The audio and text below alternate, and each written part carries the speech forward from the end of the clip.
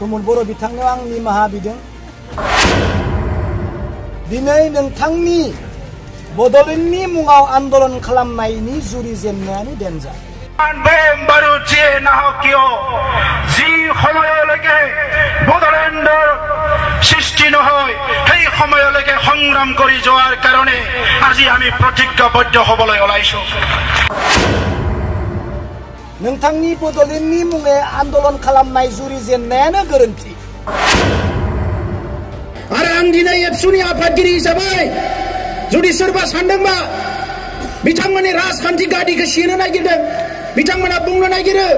politics खालामनो नागिरदों आं दिनैबो रौतानिफ्राय गेवलां फोथारनिफ्राय अपेनलि बुंगोन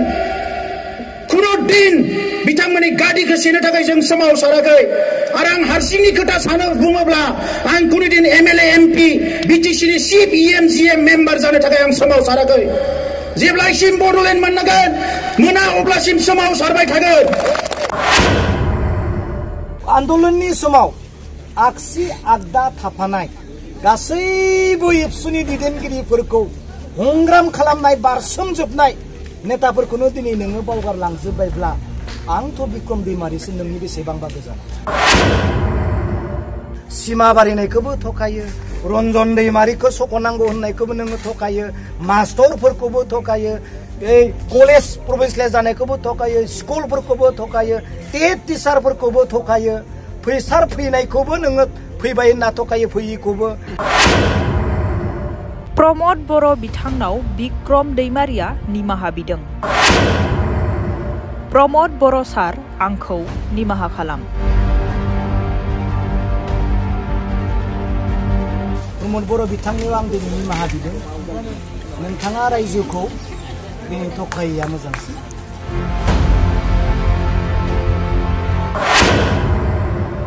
बे लेखाखौ आंनो प्रमद सारानो हरदों मानोना बिटिसिनि एडुकेशन डिपार्टमेन्ट चिफआ बिथाङानो लेखाया नैबेनो लेखाया जिखौ बुंदों आं बेखौसो बुंदों आसाम सरकारा बिटिआर रायजोनो लिरना हरखाथारबायमोन गं जि कलेजखौ जों सरकारि खालामनो हानाय नंला नोंसोर गावनो खालामनानै लादो आरो गावनो बेथनखौबो होना लादो फोरमाना नैबेनो दिनै बे लेखाया नायदो बे लेखाया प्रमद बर' बिथांनि डिपार्टमेन्टनिफ्राय फैनाय मास मोनसेबो जायाखै आंनि एड्रेसाव फैदों बे लेखायाव बेबायदि लिरदों बिक्रम दैमारि 10टा कलेजनि जा सरकारिकरण खालामबाय होननानै घोषणा खालामदोंमोन बे 10टा कलेजा सरकारनि जेबो गभर्नमेन्ट एमेन्डमेन्ट बिल जायाखै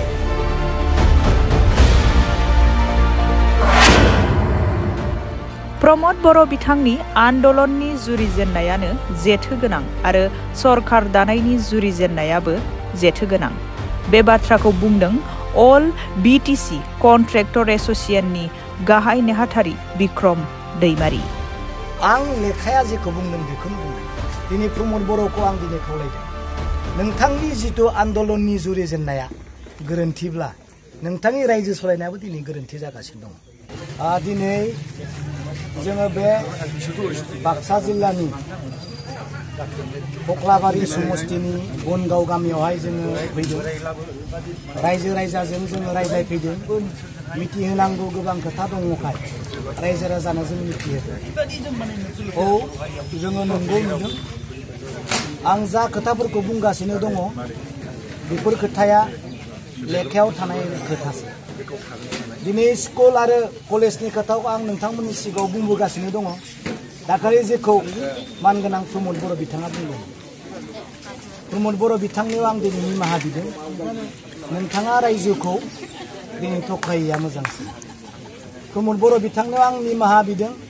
नोंथाङा रायजोखौ थकायनानै गोनो गोथो खालामनायखौ बन्द' खालामदो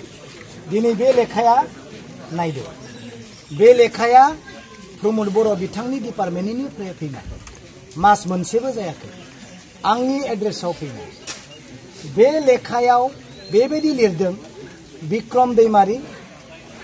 10टा कलेजनि जा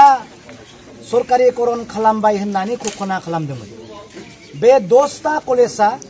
सरकारनि जेबो गभर्नमेन्ट एमेन्डमेन्ट बिल जायाखै बिक्रम दैमारी होननानै गावनिनो मानसिया गाव डिपार्टमेन्टनि गावनो बे एडुकेशन डिपार्टमेन्टनि चिफ बिथाङानो हरदोंब्लाबो भुल गैया नाथाय दिनै हेड अफ द डिपार्टमेन्ट एडुकेशन डिपार्टमेन्ट बिटिसिनि बिथांनि गोजौ रावबो गैया बिथाङानो आंनि एड्रेसाव बुंखाबाय बिक्रम दैमारी बे 10टा कलेजा जेबो गभर्नमेन्ट एमेन्डमेन्ट बिल जायाखै होननानै थोंजोङै बुंखाबाय जोब्बाय बे गभर्नमेन्ट एमेन्डमेन्ट बिलाव मा दं बेयाव मा हाबसोना दं मा क्राइटेरिया हाबना दं एसआईयू एप्रुभ गैया बेखौबो बेयाव बुंनाय जादों पोस्ट ग्रेजुएशननि कुनु सिस्टेम गैया बेखौबो बेयाव बुंनाय जादों फाइनेन्स एप्रुभ गैया बेखौबो बेयाव बुंनाय जादों सेलारनि कुनु सिस्टेम गैया बेखौबो बेयाव बुंनाय जादों बेनो जाहैबाय गभर्नमेन्ट एमेन्डमेन्ट बिल जेबो नटिफिकेशन गैया होननानै बिथांमोनहा हरदों सोर हरदों प्रमद बर' बिथाङानो हरनाय जादों बिथांनिनो डिपार्टमेन्ट बियो नोंथाङा हरनाय खोथाखौसो आं बुंदोंलै सार नोंथां दे नोंथाङा आंखौ माबोरै सिनायनो नंगौना नोंथाङा आंखौ माबोरै सिनायनो आन्दलननि समाव आगसि आगदा थाफानाय गासैबो एबसुनि दैदेनगिरिफोरखौ हंग्राम खालामनाय बारसोमजोबनाय नेताफोरखौनो दिनै नोङो बावगारलांजोब्बायब्ला आंथ' बिक्रम दैमारीसो नोंनि बेसेबांबा गोजानाव नङा दिनै नोंथांनि बड'लेण्डनि मुङाव आन्दलन खालामनायनि जुरिजेननायानो डेन्जार नोंथांनि बड'लेण्डनि मुङै आन्दलन खालामनाय जुरिजेननायानो गोरोन्थि जायनि थाखाय दिनै मोनसेनि उनाव मोनसे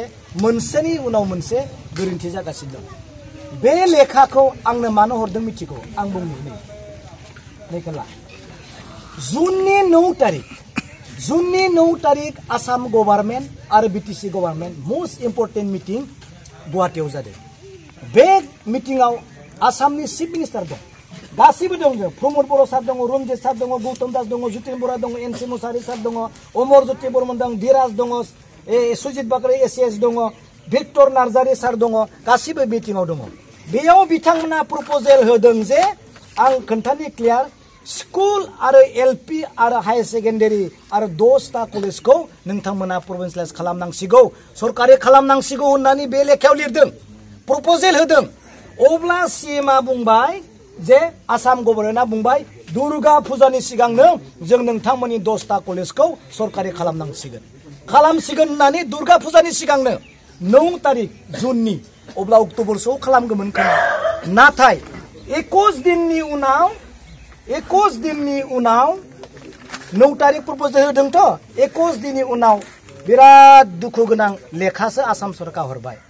बे लेखायाव बुंनाय खोथा नोंसोरनि 10टा कलेजखौ जों सरकारि खालामसिगोन होननाय खोथानि एगेन्स्टआव बिथांमोना लिरना हरबाय नोंथांमोननि 10टा कलेजखौ जोङो खालामनो हानाय नंलिया नोंसोरनो खालामनानै लादो नोंसोरनो बेथन होदो नोंसोरनो बाजेट हमदो बे बेथन होनाय सिस्टेमा लिंकआ जोंजों जेबो सोमोन्दो थानाङाथों होनना लिरना हरबाय जोब्बाय आं बेखौसो बुंदों लेखाया जिखौ बुंदों आं बेखौसो बुंदों मिथिबाय पुरा रिफारेन्स नम्बर दङ नै 200665 बे रिफारेन्सआ जाबाय बेयाव रायलायनायनि लेखा मिथिबाय नै बेनो आं जि लेखाखौ बिदों बेखौनो गभर्नमेन्टआ हरदों बिनि रिफारेन्स नम्बरा बेयावनो दङ नै 200665 आं लेखाया जेखौ बुंदों बेखौनो बुंदों दिनै प्रमद बर'खौ आं दिनै खावलायदों नोंथांनि जितु आन्दलननि जुरिजेननाया गोरोन्थिब्ला नोंथांनि रायजो सलायनायाबो दिनै गोरोन्थि जागासिनो दङ दिनै नों गासैखौबो जुदि थकायोबा सिमा बारिनायखौबो थकायो रन्जन दैमारिखौ सख'नांगौ होननायखौबो नोङो थकायो मास्टरफोरखौबो थकायो कलेज प्रभिन्सियेलाइज जानायखौबो थकायो स्कुलफोरखौबो थकायो टेट टिचारफोरखौबो थकायो फैसार फैनायखौबो नोङो फैबाय होनना थकायो फैयिखौबो आरो होजों पारामिलिटारियाव साकरि सोनांगौ होननायखौबो नोङो थकायो गासैखौबो थकायै सानफ्रोमबो जुदि गोरोन्थिखौनो मावलांबाय थायोब्ला बिटिसिआ बोरै थांना थागोन दिनै जों बिटिसिखौनो बासायनो थाखाय जों ओंखारनांदों मिथिबाय बेनिखायनो खावलायदों रायजोफोरनो जों मिथिनो गोनां जादों लेखाया जेखौ बुंदों बेखौ जों बुंगोन बारा दाइलट बाजिजों जों दिनै रायजोखौ थकायनो सानाखै কি হে দেউ ফুলৰ খেতি দেখোন ধুনীয়া হৈছে পিছে মাটিডোখৰ নিজৰ হ'ল নে নাই মানে এই মানে মাটিৰ পটা পাইছানে নাই ক'ত মাটিৰ পটা দিব হে ইয়াত এখন মৰা হাঁহক পাতি পাৰি হগুৱাৰ নিচিনা কথা হ'ল পটা দিম বুলি ফাঁকি মাৰি ৰঞ্জিকি ৰজা হ'ল এইবাৰ নহ'ব একেবাৰে নহ'ব বুজিছা ফাঁকিবাজৰ ফাঁক ফুক আৰু নচলিব ফাঁকিদাৰক ৰুধিবলৈ জনতাই BPFক ভোট দিব BPFৰ মূল মন্ত্ৰ সম উন্নয়ন সম অধিকাৰ